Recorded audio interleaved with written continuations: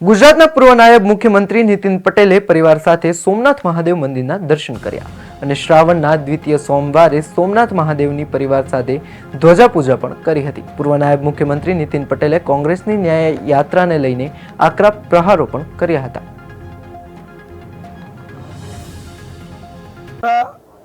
એ ફક્ત કોંગ્રેસે પોતાની રાજકીય હયાતી બતાવવા માટે, પોતાનું અસ્તિત્વ બતાવવા માટે આ યાત્રા કાઢી છે। જે મુદ્દો લીધો છે એ મુદ્દા જે હોય એ મોરબીનો હોય, રાજકોટનો હોય, વડોદરાનો હોય કે સુરતનો હોય, અમારી ગુજરાતની ભારતીય જનતા પક્ષની ભૂપેન્દ્રભાઈ પટેલના નેતૃત્વવાળી સરકારે જે શક્ય છે તમામ પગલાં લીધા છે। અસરગ્રસ્તોને કે બધાને જે થાય બધી મદદ કરી છે।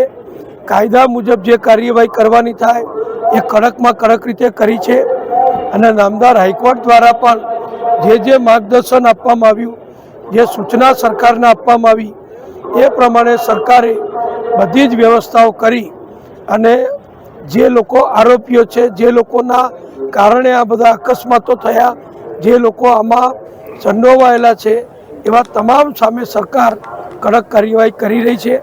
એટલે કોઈ ન્યાયયાત્રા નીકળે કે ના નીકળે, કોઈ માગણી કરે કે ના કરે, સરકારની અમારી ફરજ છે કે અસરગ્રસ્તોને જેમને તકલીફ પડી છે એવા તમામને મદદરૂપ